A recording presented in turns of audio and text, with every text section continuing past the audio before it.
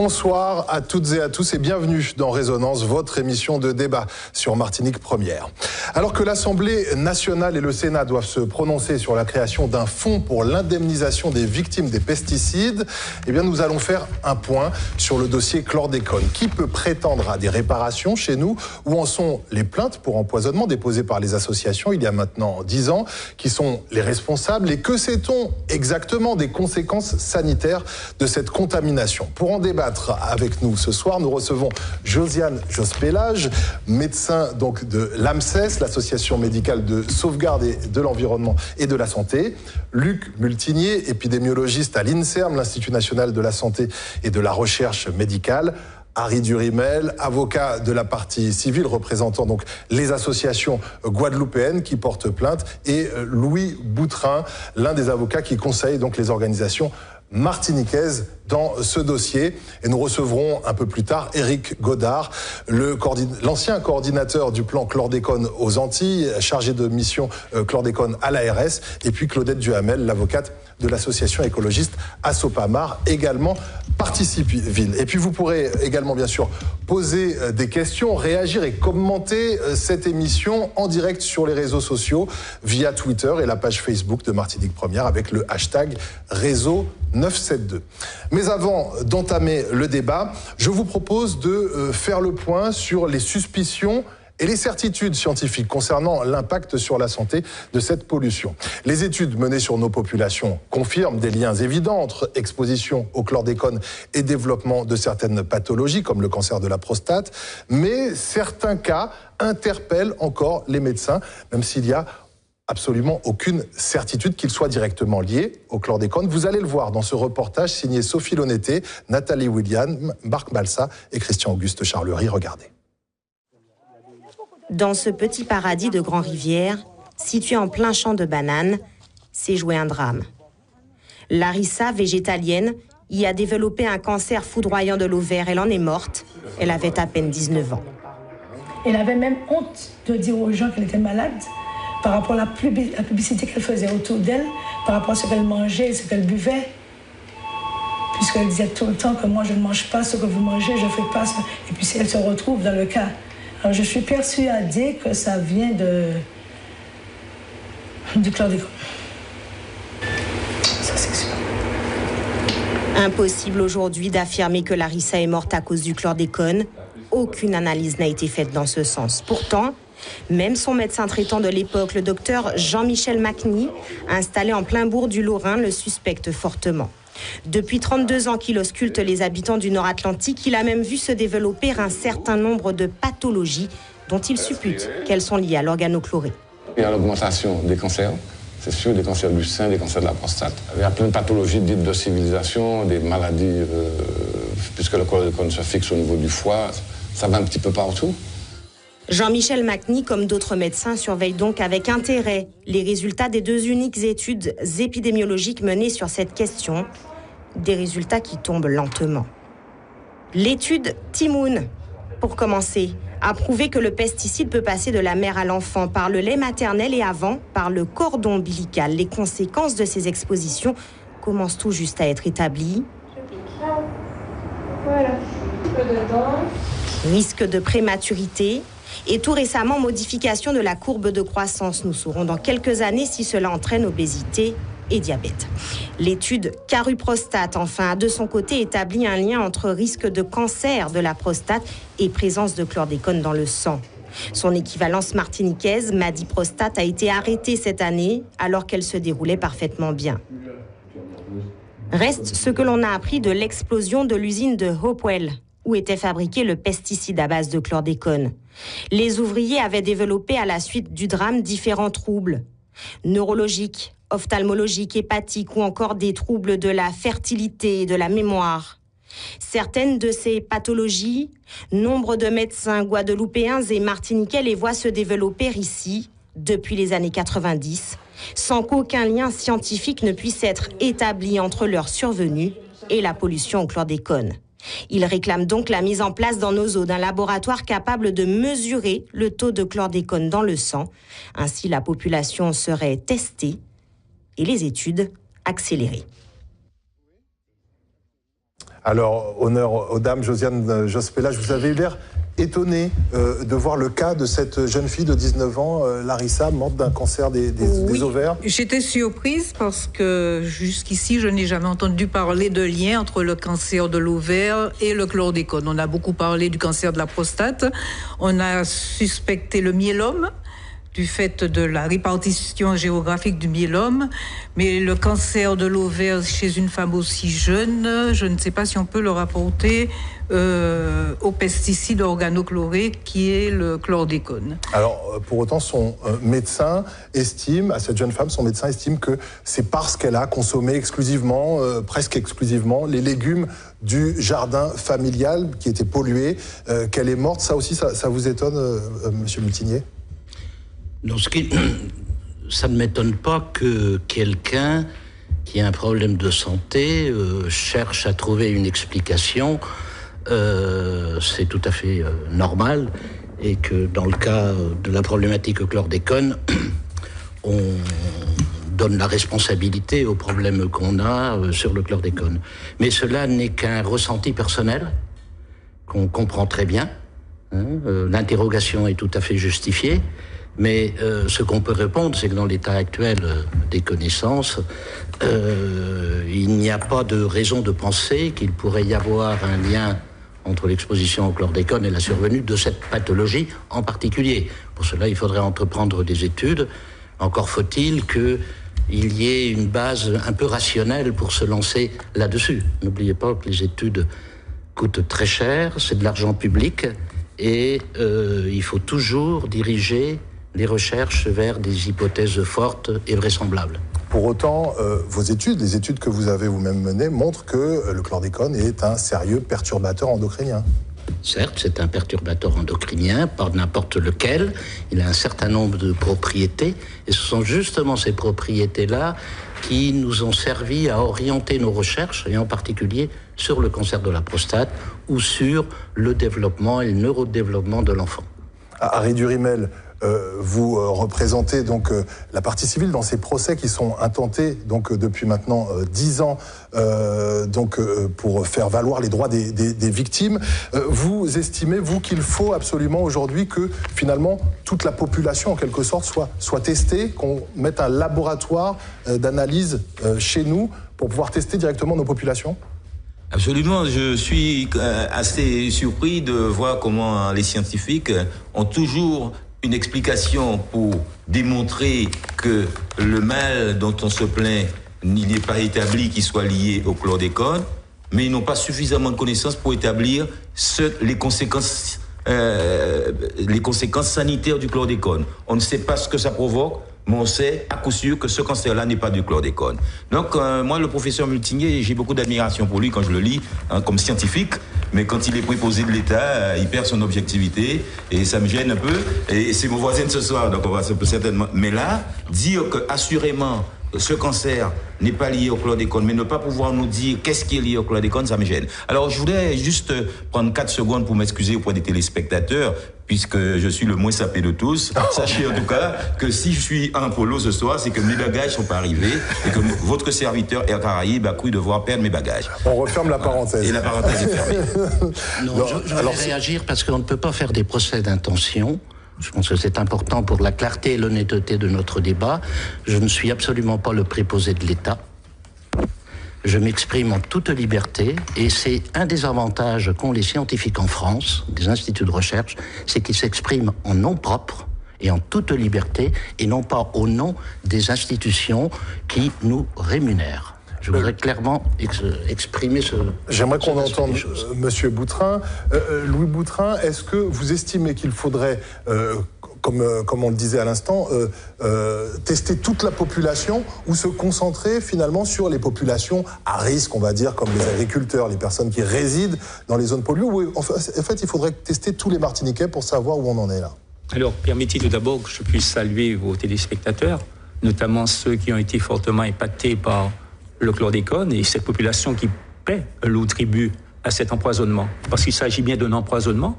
Nous avons utilisé en Martinique un pesticide organochloré, qui est un poison, qui fait partie des 16 polluants organiques persistants, c'est-à-dire des produits les plus dangereux au monde qui ont fait l'objet d'une convention internationale, la convention de Stockholm, pour les supprimer. Donc ce n'est pas rien ce qui s'est passé. L'environnement a été impacté, puisque 33% du littoral est interdit à la pêche aujourd'hui, donc impact sur les marins pêcheurs, impact sur les agriculteurs, nous y reviendrons, et également impact sur la santé publique, puisque l'eau qui venait du nord de la Martinique a été distribuée sur l'ensemble du territoire, une eau qui était gorgée de chlordécone, et pendant 3 décennies, nous avons été nourris, alimentés par cette eau. Donc, a priori, tout le monde pourrait être victime, donc tout le monde doit être testé. La réponse découle de cette introduction. D'autant plus qu'il est quand même surprenant. Nous avons une Martinique qui produit 220 000 tonnes de bananes. Nous avons une Martinique, 22 000 hectares, 22 650 pour être précis, hectares, ont été contaminés par ce poison, ce pesticide dangereux. En Guadeloupe, il y a eu 6 500 hectares qui ont été impactés. Donc on va y revenir. Vous estimez que c'est sous-évalué, en fait. L'impact a été sous-évalué. Ce qui s'est passé, c'est curieusement, les études qui ont été menées, les études épidémiologiques, ont été menées en Guadeloupe et pas en Martinique. Je referme la parenthèse pour répondre précisément à votre question. Nous avons demandé à Mme Bachelot, qui était ministre de la Santé, aux différents ministres que nous avons rencontrés, de faire une étude épidémiologique sur l'ensemble de la population et de faire sur les travailleurs agricoles, ceux qui ont été directement en contact avec le chlordécone sans protection, de faire des prélèvements sanguins de manière à ce qu'on puisse savoir effectivement quelle est la teneur de chlordécone dans leur sang. Il s'avère qu'aujourd'hui, au moment où Raphaël Confien et moi, nous avions écrit ce livre, Chronique de l'empoisonnement annoncé, en 2007, la Martinique était seconde au rang de la prévalence du taux de cancer de la prostate au monde, derrière les États-Unis. Actuellement, la Martinique, c'est le pays qui détient le plus grand taux de cancer de la prostate. Et ça, nous allons pouvoir l'aborder tout à l'heure avec les confrères, pose un problème de responsabilité, donc la responsabilité pénale. Et parmi les cibles, monsieur, parmi les cibles qu'on pourrait privilégier, on pourrait penser aux pêcheurs. Les pêcheurs, ça fait seulement 5 ans ou 6 ans qu'on leur a interdit d'aller pêcher dans des zones qui sont qualifiées de polluées, puisqu'on considère qu'il y a un feu rouge à 1 kilomètre et les poissons contaminés ne vont pas plus loin. Eh bien, les pêcheurs ont nourri leur famille du produit de leur pêche. Et ils se sont nourris eux-mêmes, effectivement. Alors, ils sont éminemment chlordéconés. Et on nous refuse un dépistage systématique sur cette population-là. Voilà une population dont on sait qu'elle s'est empoisonnée, dont on lui dit « ne vous empoisonnez plus, n'allez plus pêcher là ». Mais et ce qui est déjà ingurgité ? J'aimerais, Luc Multinier, qu'on revienne sur quelque chose qu'a dit Monsieur Boutrin, puisqu'on a vu que l'étude Caru Prostate menée en Guadeloupe a bien confirmé un lien de causalité entre exposition au chlordécone et développement du cancer, en particulier de la prostate. Pourquoi l'étude menée en Martinique, MADI Prostate, n'a-t-elle pas été jusqu'au bout ? Qu'est-ce qui s'est passé ? Juste avant de préciser... les études, même si la majorité, effectivement, ont été menées en Guadeloupe, ils ont toujours été réalisés en population générale et ils ont pour vocation que les conclusions soient tout à fait extrapolables pour la Martinique autant que pour la Guadeloupe, dans la mesure où ce sont 2 territoires qui ont subi historiquement le même problème que M. Boutrin vient de décrire, de l'utilisation donc du chlordécone. Donc voilà. Néanmoins, la recherche médicale a besoin de reproductibilité et l'étude que nous avons réalisée en Guadeloupe, qui montre l'existence d'un lien vraisemblable entre l'exposition au chlordécone et la survenue du cancer de la prostate, il était important d'une part de la reproduire, mais aussi de répondre finalement à l'attente de la population sur une pathologie quand même qui est grave. Et je comprends que la Martinique souhaite effectivement, les Martiniquais, qu'il y ait des études dans leur territoire. Bien, nous avons lancé cette étude, financée pour une première partie par l'Institut national du cancer, et alors que cette étude se déroulait d'une façon extraordinairement bien, avec un taux de participation de la population supérieur à 95%, c'est-à-dire que ça soit des patients atteints de cancer de la prostate ou des patients de la société civile à qui on demandait de participer à cette étude, de façon soudaine, elle a été interrompue. Pourquoi ? Parce qu'on nous a arrêté les robinets. Alors, je ne connais pas la raison. Sachez que le ministère de la Santé était très désolé. La responsabilité en vient à l'Institut national du cancer. Voilà tout ce que je peux dire. Non, ça vous satisfait comme réponse, M. Boutrat ? Je ne suis pas du tout satisfait, parce que c'est toute la difficulté de ce dossier. Vous avez dit tout à l'heure, ça fait plus de 10 ans que nous avons déposé une plainte, Harry Durimel pour les associations de Guadeloupe, moi-même et Claudette Duhamel pour la Martinique. Le cœur du problème, c'est ce que vient de dire le professeur Multinier. C'est le lien vraisemblable de causalité. Et c'est toute notre difficulté au pénal. C'est-à-dire que ce n'est pas un lien certifié, quoi. La loi pénale étant d'interprétation stricte, il va falloir qu'on puisse démontrer un certain nombre de séquences. D'abord, il faut qu'on arrive à démontrer le fait générateur, c'est-à-dire l'utilisation du chlordécone, qu'il y a un dommage. Le dommage, c'est le dommage sanitaire que l'on vient de voir, mais entre les deux, il y a le lien de causalité. Et tant que nous n'arrivons pas à démontrer qu'il y a un lien de causalité entre le fait générateur et le dommage, nous n'avons pas à pouvoir établir qu'il y a une responsabilité pénale.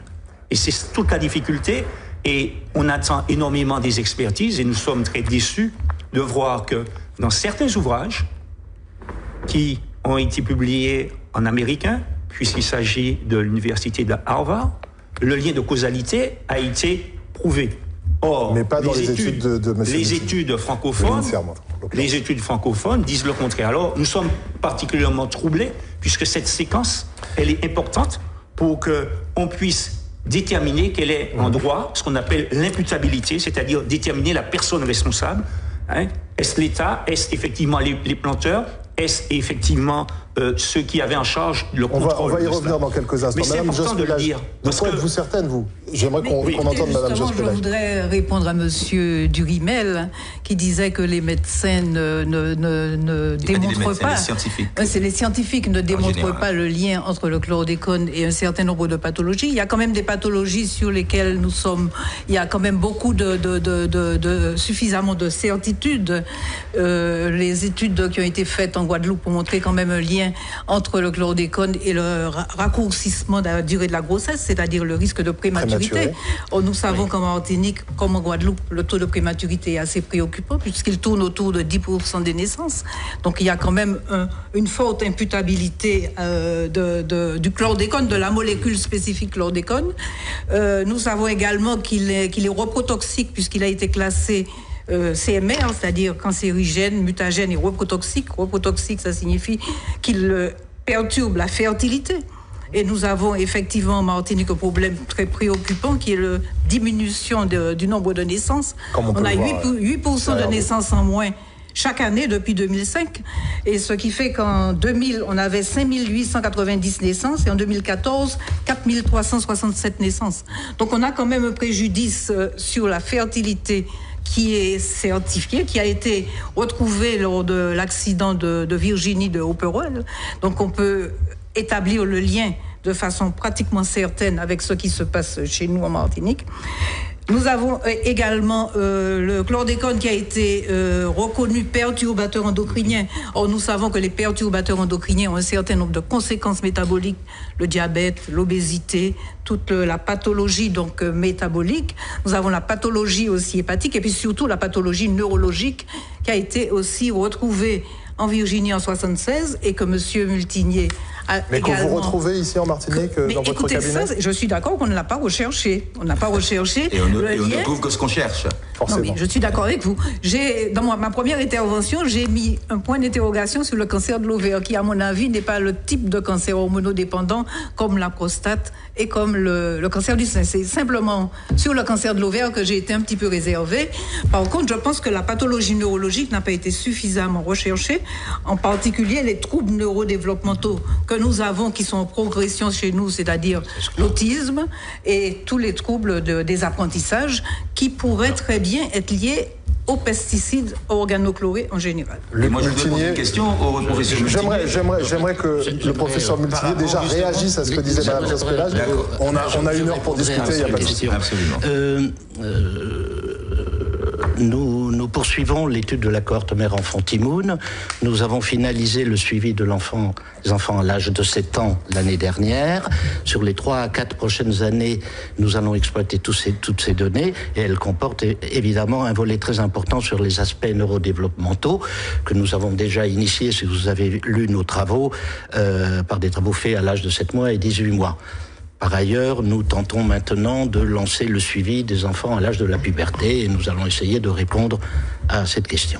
Ce que je voudrais dire, c'est par rapport à ce que, même si sur certains points factuels, je suis en désaccord avec le docteur Jos Pélage, peu importe, ce que je veux dire, c'est que le passage du monde médical et scientifique au niveau de connaissances, d'accord, et l'exigence qui est demandée dans le cadre de la justice, je parle de la justice française, l'un n'a pas de lien avec l'autre. Mais alors, expliquez-nous, qu'est-ce que vous contestez dans ce que Mme Jos Pélage vient de dire? J'aimerais comprendre. Oui, alors... Non, c'est important quand même. Bien sûr, parce que lorsque des scientifiques sont en désaccord, non, mais là, ce que je voulais... on doit nous expliquer, parce que c'est de la science, c'est pas de la littérature. Là. Si vous êtes en désaccord, dites ce que je dis Je vais le dire, sauf qu'il me semblait important dans le cadre de ce débat, qui va vers les indemnisations, donc je comprends très bien M. Boutrin, mais... voilà, il y a deux constats. Mais par rapport à ce que vient de dire Mme Jos Pélage. Simplement, c'est sur la fertilité. Je vous rappelle que la première étude que nous avons faite en Guadeloupe, malheureusement, c'est chez les ouvriers agricoles de la banane. C'est une étude qui a commencé en 1999 et qui s'est déroulée sur 3 ans, dans lequel nous avons demandé à des ouvriers agricoles de la banane, dont la majorité avait été effectivement exposée au chlordécone jusqu'en 93, ça nous avons les informations, de venir à l'hôpital et nous avons fait un bilan sur leur fertilité, puisque effectivement c'était une hypothèse très importante. Cette étude a fait l'objet de 2 publications internationales. Nous avons constaté que fort heureusement, je dis fort heureusement parce que moi je me réjouis lorsqu'il n'y a pas de problème de santé. Ça, je pense que c'est humain. Nous avons vu que l'exposition de ces ouvriers agricoles de la banane, au niveau d'exposition dans lequel on a mesuré à l'époque, n'était pas associée à des troubles de la fertilité. Et c'est là que nous nous sommes rendus compte que les troubles de la fertilité, chez l'homme, pour la femme on ne connaît pas, on a très peu d'informations, mais en tout cas chez l'homme, se produisent à des niveaux d'exposition extrêmement élevés qui probablement, vraisemblablement, n'ont jamais eu, fort heureusement, lieu aux Antilles. En tout cas, ce que je peux vous certifier sur l'état des données scientifiques que vous pouvez lire et consulter, ce ne sont pas les miennes, que les niveaux d'exposition mesurés dans le sang, les vrais, les internes, depuis l'an 2000 jusqu'à ce jour, sont de 100 à 1000 fois inférieurs au seuil qui déclenche des troubles de la fertilité masculine. Alors, excusez-moi, je voudrais donner la parole à nos téléspectateurs. Nous recevons, et vous le voyez passer sur nos écrans, donc des questions, des interrogations. Il y en a plusieurs, je vais vous en poser une. Voilà, entre le bénéfice du doute et la santé des Martiniquais, quel est le choix à faire? Pourquoi pas M. Boutrin pour répondre à cette question, ou s'il en a vu une autre d'ailleurs, il pourrait... Mais le principe de précaution. Bien sûr, c'est le principe élémentaire et surtout un principe qui est constitutionnel maintenant. C'est le droit à la santé pour chaque Martiniquais, comme tous les citoyens. Alors, vous, Harry Durimel, vous vouliez interpeller M. Multinier sur un point précis. Oui, parce que c'est l'un des chercheurs qui a le plus écrit, le plus cherché, le plus trouvé en la matière. Et je vois qu'il s'applique qu'à démontrer que finalement, il n'y a pas de preuves. Donc, on compte beaucoup sur vous. On compte beaucoup sur vous, professeur. Laissez-moi finir. On compte beaucoup sur vous, puisque j'ai lu dans un de vos rapports à la page 21, vous écrivez « Effets neurotoxiques du chlordécone ».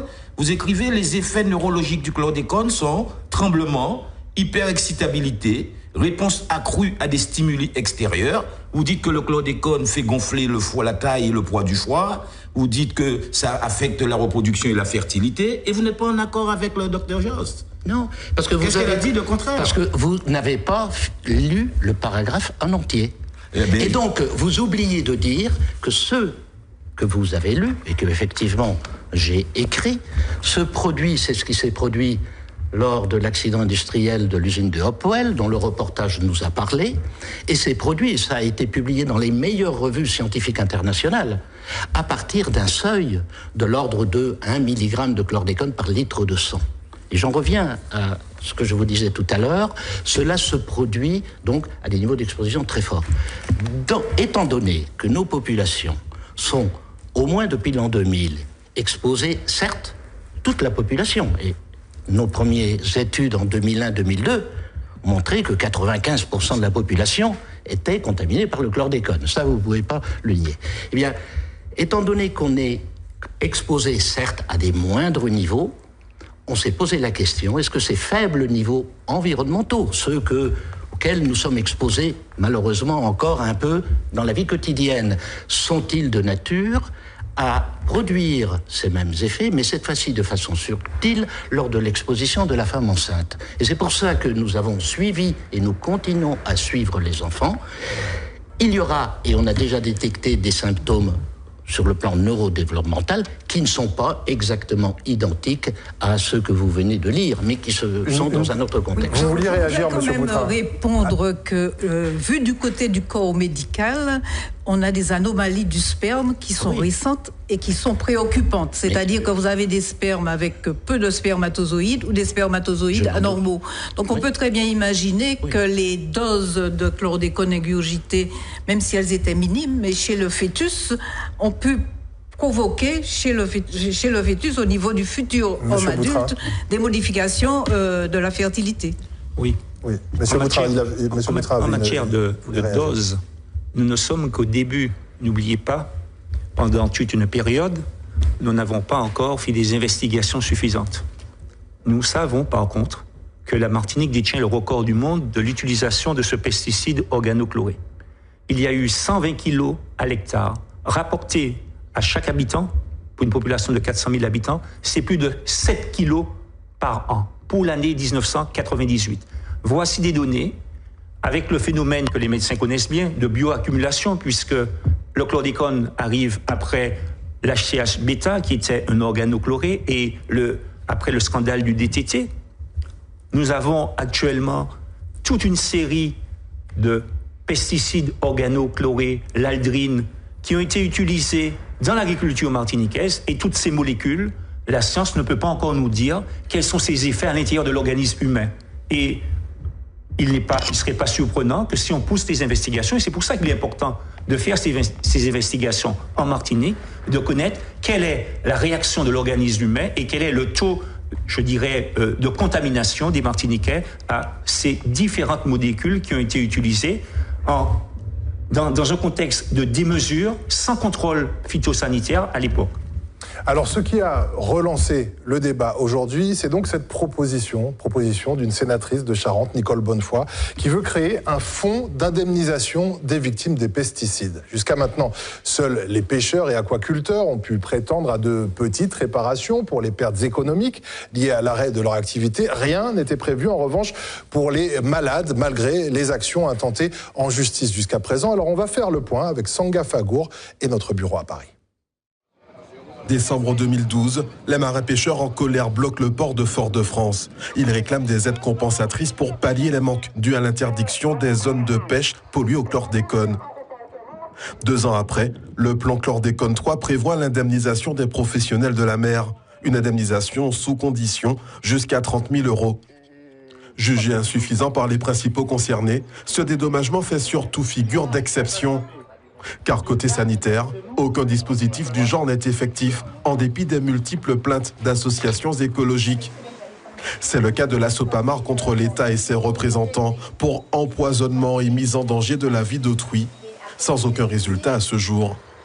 C'est le cas aussi de l'Union des producteurs agricoles de Guadeloupe en 2006. Devant les lenteurs judiciaires françaises, le dossier est porté auprès de l'Union européenne à travers une pétition. Le 13 juillet 2016, la proposition de loi de Nicole Bonnefoy, sénatrice de Charente, vient raviver l'espoir. Elle vise à créer un fonds d'indemnisation des victimes de l'exposition aux pesticides. Principale condition, disposer d'un certificat médical établissant le lien entre la maladie et le produit incriminé. Un fonds financé par les firmes fabriquant ces mêmes produits. C'est un peu le système pollueur-payeur, quoi, vous voyez. Maintenant, on souhaite créer un fonds d'indemnisation, ce qui évitera toutes les procédures juridiques très très longues, complexes et pas du tout bénéfiques. Quand on voit Paul François, le combat contre Monsanto, c'est négatif pour les firmes de produits phytosanitaires, des procédures juridiques qui sont très médiatisées.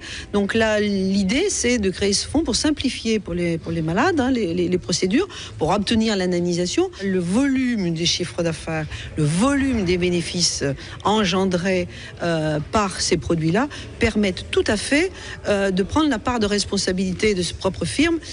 Mais avant même d'être votée, la loi est source de nombreuses réserves à l'échelon local. D'une part, sur la possibilité d'établir un lien de cause à effet entre exposition et maladie, quand on sait que les manifestations pathologiques peuvent intervenir des dizaines d'années après.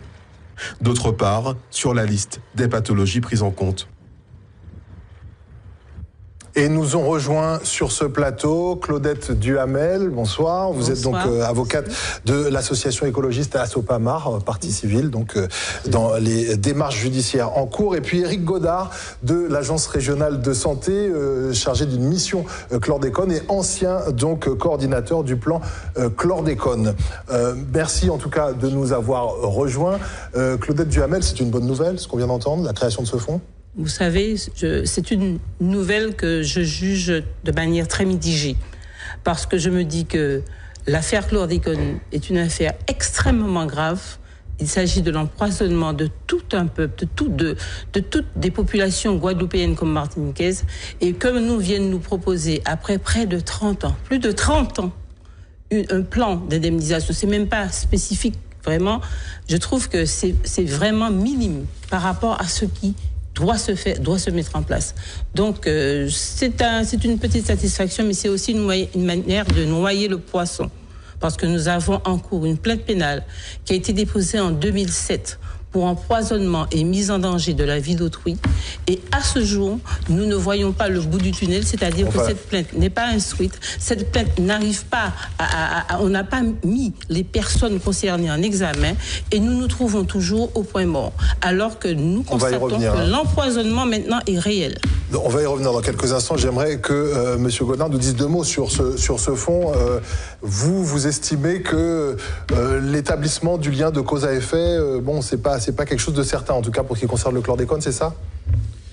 Je ne me prononcerai pas sur la question du fonds d'indemnisation proprement dit, mais comme vous l'avez évoqué tout à l'heure dans la première partie du débat, et comme l'a souligné Luc Multinier, effectivement, le lien de causalité entre une pathologie qu'on pourrait attribuer au chlordécone qui se manifesterait chez un habitant de la Martinique ou de la Guadeloupe sera très très difficile à établir. Le lien de causalité, pour l'instant, semble-t-il, ne peut pas être affirmé, et dans tous les cas, même s'il y a une plausibilité, l'association a une force insuffisante en fait pour qu'en justice, probablement, la justice considère que cette causalité est établie. Bon, mais je suis pas là, je pense, ce soir, moi, personnellement, si vous voulez, pour je pense que parler indemnisation, vous allez être très certainement interpellé par nos autres invités. Oui, Monsieur Boutrin, vous vouliez ajouter quelque chose? Je souhaiterais surtout rappeler quand même que l'objectif qui a été mis en œuvre depuis 1999, quand on a remis en évidence cette question de la chlordécone, d'abord dans les eaux d'alimentation en Martinique, en 2000, en Guadeloupe, quelques mois après.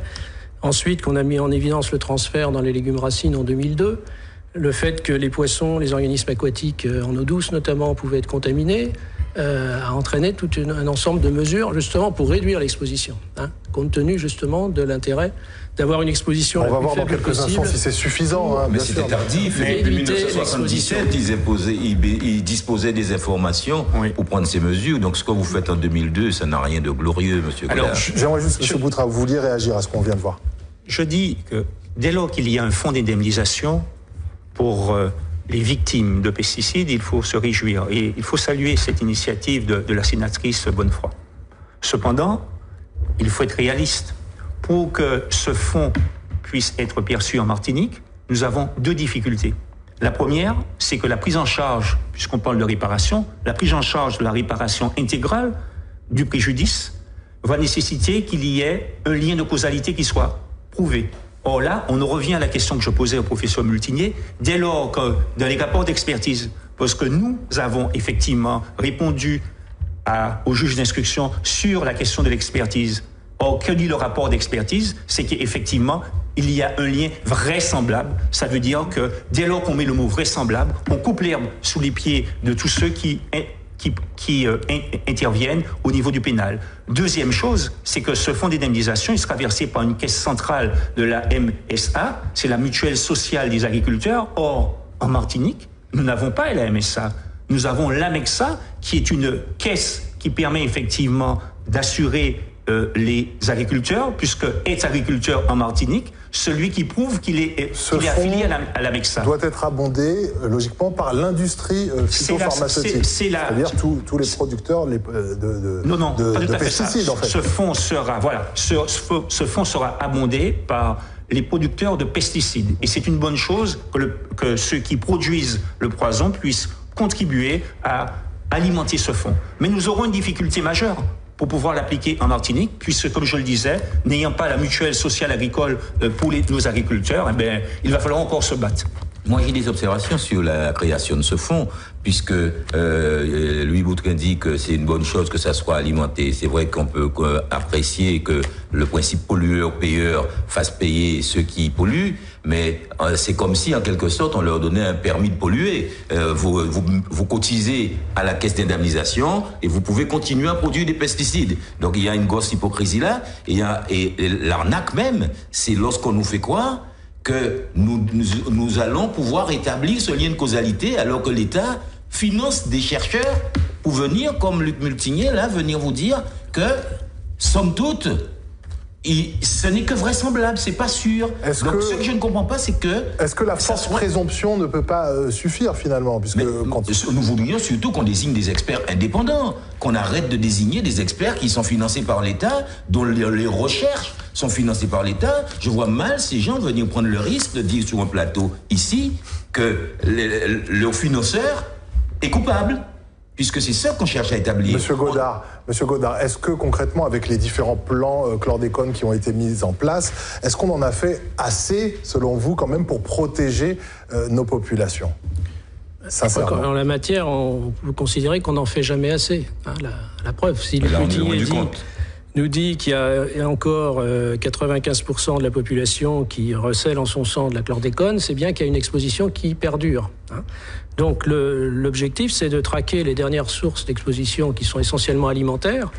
On a commencé par un travail sur les eaux d'alimentation. Ça a été fait dès 1999, en 2000 en Guadeloupe. À partir de mars 2003 en Martinique, octobre 2003 en Guadeloupe, on a mis en place avec les agriculteurs un système de contrôle préalable des sols avant de planter les légumes dont on considérait qu'ils pouvaient transférer le chlordécone présent dans le sol dans les parties consommées.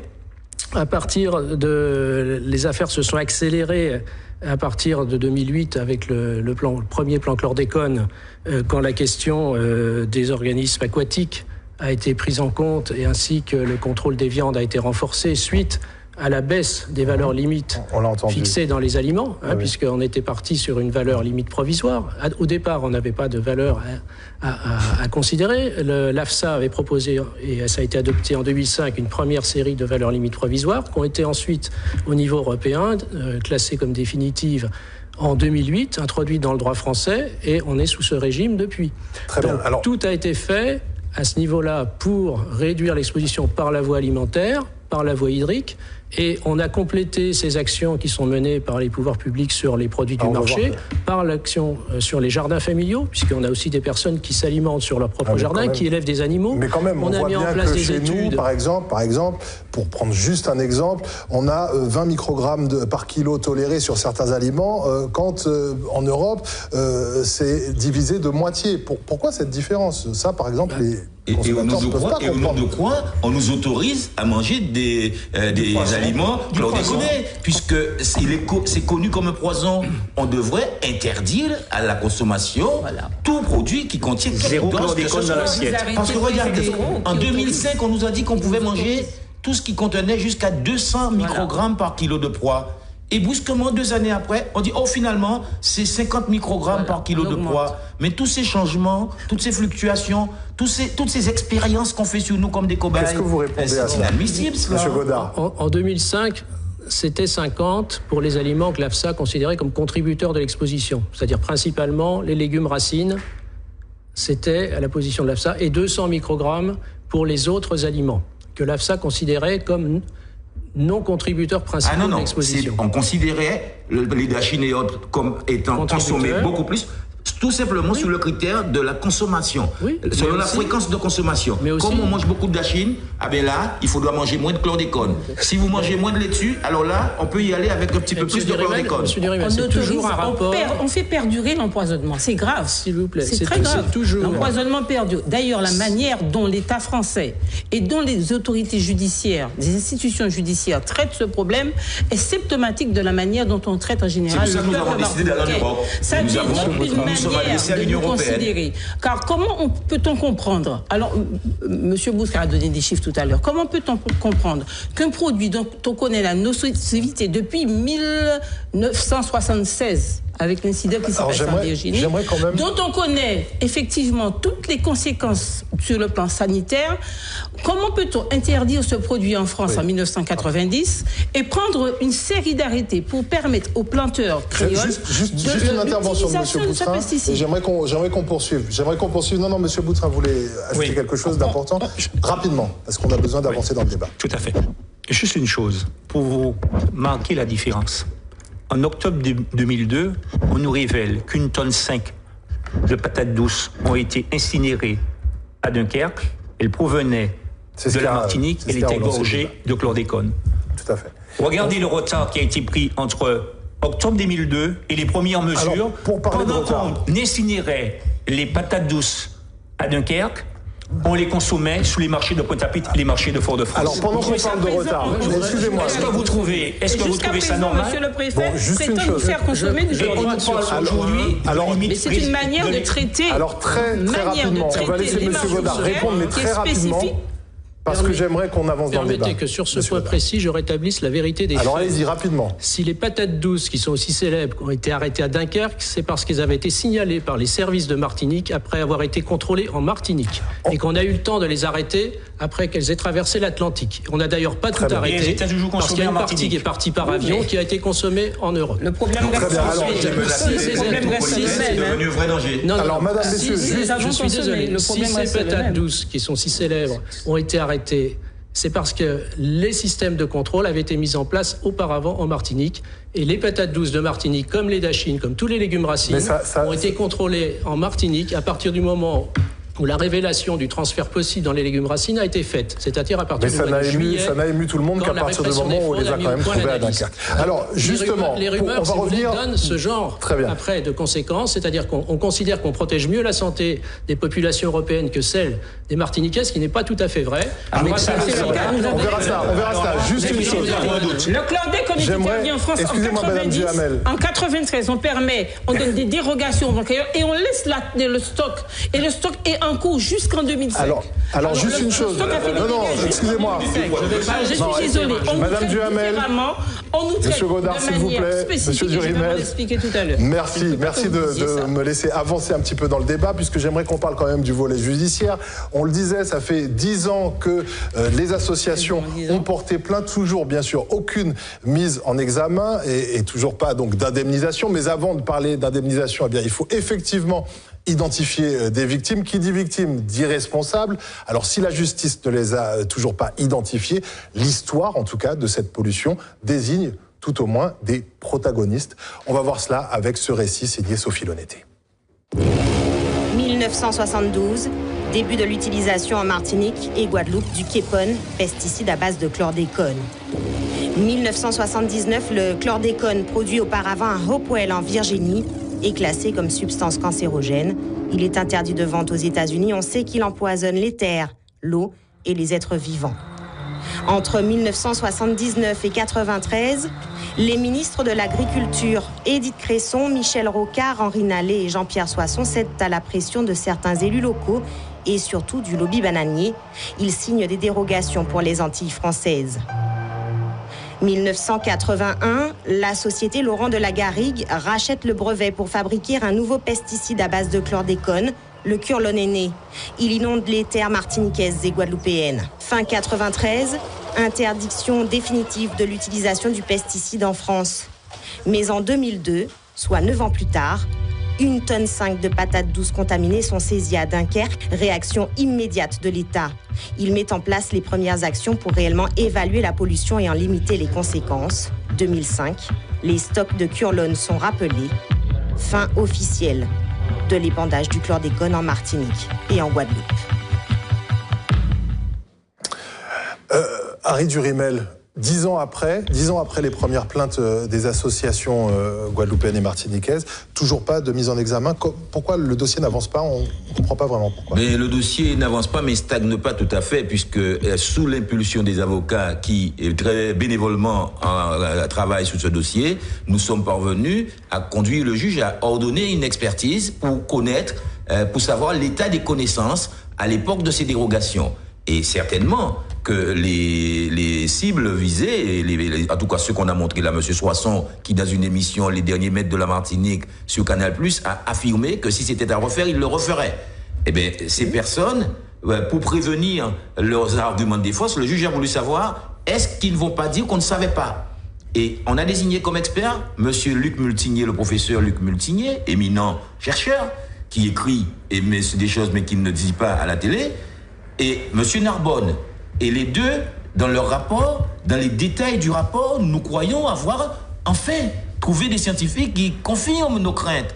Mais à la fin, ils mettent un petit mot vraisemblable qui sauve tout le monde. Donc, nous avons compris que les juges français peinent à juger l'État, à ceux qui les nomment, et que nous avions à chercher justice ailleurs. C'est pour ça que nous avons porté une pétition devant la commission des pétitions de l'Union européenne. Cette pétition vient d'être déclarée recevable par la commission des pétitions et transmise à la commission européenne pour enquêter. Et nous avons bon espoir. C'est Louis-Joseph Manscourt qui porte cette démarche. Et nous avons bon espoir que l'Union européenne demandera des comptes à la France sur la manière dont elle a géré en amont cette catastrophe et en aval, où on a instauré un permis de polluer et une autorisation de consommer ce qu'on appelle des doses journalières admissibles, ce qu'on peut manger. Nous sommes le seul peuple au monde à qui on dit le chlordécone à faible dose, c'est bon pour la santé. Juste une chose, peut-être l'un de vous d'ailleurs pourrait répondre. On se demande pourquoi finalement toutes ces plaintes, pourquoi vous n'avez pas fait finalement cause commune, toutes les victimes, toutes les associations pourraient démarcher ensemble peut-être la justice. Il y a une jonction. Et c'est un petit peu normal parce que vous avez vu que les conditions ne sont pas les mêmes. Il semble qu'il y ait plus de terres polluées en Martinique qu'en Guadeloupe. Enfin, donc nous avons des associations qui ont réagi très vite. Et je représente notamment la Sopamar, qui depuis une vingtaine d'années, avant même qu'on dépose plainte, avait déjà signalé ça dans divers articles. Et à l'époque, on disait, mais ils sont fous, de quoi parle-t-il? De quoi s'agit-il? Et personne ne semblait comprendre ce qui se passait. Et quand nous avons déposé les plaintes, nous étions très clairs, c'était des délits très clairs, c'était l'empoisonnement. C'est-à-dire que nous avons des personnes qui avaient interdit le chlordécone chez eux en 90 et qui avaient permis aux Blancs créoles de les utiliser jusqu'en 93, qui avaient accepté que le stock reste là et continue de nous empoisonner. Donc nous avons une situation particulièrement inédite d'une population que les responsables avaient délibérément choisi d'empoisonner. Parce que vous ne pouvez pas me dire que vous avez des rapports. Il y a eu plusieurs rapports, on le dit dans nos plaintes, il y a eu le rapport Snegarov, il y a le rapport Kermarek, il y a eu un document de Bonan-Prime, tout était dit sur le chlordécone, sur sa capacité de nuisance, sur toute la toxicité aiguë du chlordécone. Les pouvoirs publics français savaient. Donc, ils ont délibérément... Est-ce que nos politiques n'ont pas joué un rôle aussi? Puisqu'il y a quand même eu... On l'a lu dans le livre de M. Boutrin. Et c'est le même délit et mise en danger de la vie d'autrui. Il y a quand même des politiques qui sont montés au créneau pour défendre ce lobby bananier. Oui, tout à fait. Je voudrais rebondir un petit peu avant sur cette histoire de lien de causalité. Parce que ce n'est pas admissible. Je vous dis que ce dossier a été traité. Nous sommes aujourd'hui en 2016. Nous avons déposé la plainte en 2007. En 2007, quand nous déposons la plainte, les pouvoirs publics savaient depuis 20 ans que ces produits-là étaient des produits toxiques. Ils le savaient depuis le rapport, depuis l'incident de Poel en Virginie. Ils le savaient. Ils ont autorisé. Et nous sommes maintenant en 2016. On nous dit que le lien de causalité est plausible, que le lien n'est pas certain. Et qui c'est qui nous dit ça? Un expert. Je suis désolée, mon confrère est très gentil avec M. Mtijembe. Un expert qui est un expert quasiment d'État, qui est payé par les pouvoirs publics. On ne désigne pas un expert indépendant. Et le pire, et j'en terminerai là, c'est que depuis ce jour-là, vous trouvez normal que nous n'ayons pas un laboratoire pour mesurer la toxicité, que nous soyons encore là à pinailler, on parle de fonds d'indemnisation. Qu'est-ce que ça veut dire? La France, juste avant, devra être poursuivie. Non seulement parce qu'on ne veut pas la condamner au niveau de sa justice, mais il faut qu'elle soit poursuivie au plan international. Monsieur Godard, quand vous entendez parler d'empoisonnement d'un peuple. J'aimerais mal délibéré. Non, mais juste une petite chose. J'aimerais que M. Godard de manière délibérée. Quelque chose. Ouais. Quand vous entendez parler d'empoisonnement délibéré, qu'est-ce que ça vous inspire? Qu'est-ce que vous avez envie de répondre? Institutionnellement, que voulez-vous que je réponde à ça? Personnellement, ça me choque. Enfin, je n'imagine pas que ça puisse arriver. Bien. Maintenant, ce que je voudrais dire, c'est que depuis maintenant plus d'une quinzaine d'années, il y a des dizaines de fonctionnaires qui se sont succédés, qui sont pour certains encore là, qui sont engagés dans le combat contre la chlordécone pour défendre la population de Martinique et de Guadeloupe. Il y a des dizaines de chercheurs qui travaillent, qui ont travaillé, légitimement, quand est-ce qu'on aura un labo ici, par exemple? C'est quand même une question légitime. Le labo, pour faire quoi? Il y a déjà un labo qui fait les analyses de chlordécone dans certaines matrices, comme l'eau potable, l'eau d'alimentation, qui le fait dans les produits animaux. Non, mais la population, en Guadeloupe, les victimes, qui le fait dans les végétaux. Les malades. Il n'y a effectivement pas actuellement de labo capable de faire les analyses au niveau de performance attendu pour mesurer des doses infinitésimales de chlordécone dans le sang. Ça, c'est un fait. Elles ne sont pas infinitésimales. Avec le nombre de cancers qui en Martinique, elles ne sont pas infinitésimales. Il y a énormément de travail de fait sur ce dossier depuis des années en Guadeloupe et en Martinique, que les populations, certes, sont victimes et globalement, je dirais, il n'y a pas que les victimes dans leur chair, éventuellement, il y a aussi les victimes économiques de cette situation. Il y a les pêcheurs, les agriculteurs, les éleveurs, les gens qui ont des jardins familiaux, qui ne peuvent plus consommer forcément tous les produits du jardin, qui sont obligés de se détourner de certains produits qui prennent des précautions avec leur élevage. Et ces populations ont été prises en charge quant à leur santé, plus que certaines populations qui peuvent être affectées, elles aussi affectées par la chlordécone, qui n'a pas été utilisée qu'ici, qui a été utilisée aussi en Europe de l'Est contre le dorifort de la pomme de terre, qui a été utilisée en Afrique. Excusez-moi, mais on ne parle pas du tout de la question. Non, nous ne sommes pas là pour refaire l'histoire. Permettez. Nous ne sommes pas là pour refaire l'histoire de ce scandale du chlordécone. Les responsabilités doivent être établies et on doit désigner les coupables. Mais ce n'est pas à nous de le faire. C'est au juge pénal. Et pour cela... Alors justement, il y a une nouvelle juge qui a été nommée du pôle santé, celle qui a soulevé le scandale du Mediator. C'est peut-être c'est quelque chose, non? Notre plainte, première chose à savoir, que notre plainte a été délocalisée au pôle santé du tribunal de grande instance de Paris. En espérant qu'effectivement, avec la distance, on allait pouvoir... porter atteinte à notre combativité. Nous sommes toujours aussi combatifs dans ce dossier et nous sommes toujours engagés, comme le disait Harry Durimel tout à l'heure, nous le faisons bénévolement à nos frais. Deuxième chose, on a parlé de l'imputabilité tout à l'heure, c'est-à-dire déterminer la personne qui sera responsable. Alors, il faut établir les responsabilités. Est-ce que c'est l'État qui sera responsable? Est-ce que ce sont les planteurs? Est-ce que ce sont les 3 ministres de l'Agriculture, Soisson, Nallet et Mermaz, qui ont donné des autorisations pour prolonger les autorisations d'utilisation du chlordécone alors qu'il y avait déjà une interdiction en France en 1990? Ça a été prolongé pendant 3 ans en 93. Vous avez dit qu'on n'allait pas refaire l'histoire du chlordécone. Écoutez, c'est quand même important de le dire qu'aujourd'hui, nous attaquons, c'est le pot de terre contre le pot de fer. C'est votre conclusion. Allez-y, c'est votre conclusion. Ma conclusion, c'est que l'histoire est en marche et comme on le dit, rien ne pourra l'arrêter. La vérité est en marche, rien ne pourra arrêter la vérité non plus. Dans ce dossier, nous irons jusqu'au bout, y compris... Harry Durimel ne l'a pas évoqué, au niveau de la Cour européenne des droits de l'homme, parce qu'il y a une atteinte aux droits des Martiniquais et notamment au droit à la santé. Il l'a dit d'ailleurs. Mais, Madame Duhamel, votre conclusion. Nous pensons qu'il faut aller au niveau international parce que la France doit être condamnée. La France, le pays France doit être condamné pour empoisonnement.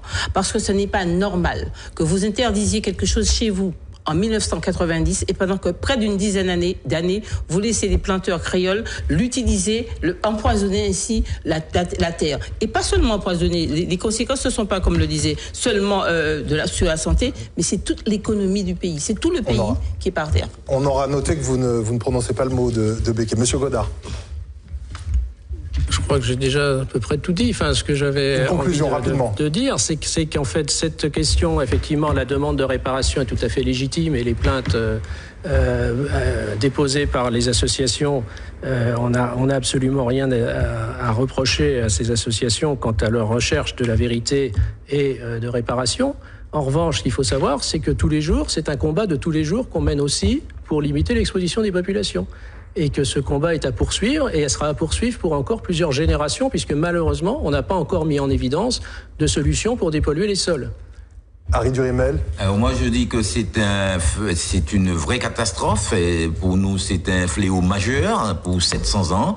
Mais pour que nous puissions obtenir justice et vérité, il va falloir qu'on ait une vraie mobilisation de la population, car ça aussi, il faut l'admettre, qu'il y a une sorte de fatalisme, d'apathie ambiante, où les gens se disent « Oh, la France ne nous fera pas ça », malgré ce qu'on constate, malgré qu'on nous a discriminés en permettant... Parce que dans le rapport 2008 du plan chlordécone, il est clairement écrit en préface que c'est pour permettre aux importateurs d'écouler leur stock qu'on leur a donné une dérogation. Non pas parce que c'était indispensable, mais parce que c'était pour écouler leur stock. Donc j'en appelle à cette population antillaise pour qu'elle se mobilise, pour que nos élus, nos politiques alors aussi justement, se mobilisent. puisque vous parlez des élus, j'aimerais juste qu'on relance une petite chose, mais on les a jamais nommés. Il y a bien des élus de chez nous aussi qui font partie des la dérogation a été donnée aux planteurs blancs créoles. On entend parler de M. Lordineau, c'est le seul qui est cité. Mais c'est lui qui a servi d'intermédiaire entre ceux qui défendaient la collusion, c'était les blancs créoles et l'État. C'est lui qui a servi d'intermédiaire entre ceux qui défendaient la banane. Ce qui nous fait dire aujourd'hui qu'on n'a pas défendu la banane de la République, mais on a défendu les intérêts des latifundistes en République bananière. Voici ce que c'est. Les planteurs blancs créoles. En tout cas, nous avons écrit à tous ces élus majeurs, puisque Louis Manscourt, en tant que député européen, a été saisi par la Commission européenne, et lui-même nous dit que sa tâche sera facilitée si l'ensemble des députés, des présidents de communautés d'agglo et des maires votaient une motion ou adressaient une lettre à la Commission européenne pour soutenir l'action des associations. Car en vérité, tous ces élus sont censés nous défendre et nous protéger. Merci beaucoup, en tout cas, à vous tous d'avoir accepté notre invitation. J'espère que, chez vous, cette émission vous a permis d'y voir peut-être un peu plus clair sur les enjeux de cette pollution au chlordécone. Et n'oubliez pas que le débat se poursuit, puisqu'il était un peu trop court ce soir chez nous. Il se poursuit en radio demain à partir de midi. Je vous souhaite de passer une très, très belle soirée sur Martinique Première. Merci à vous.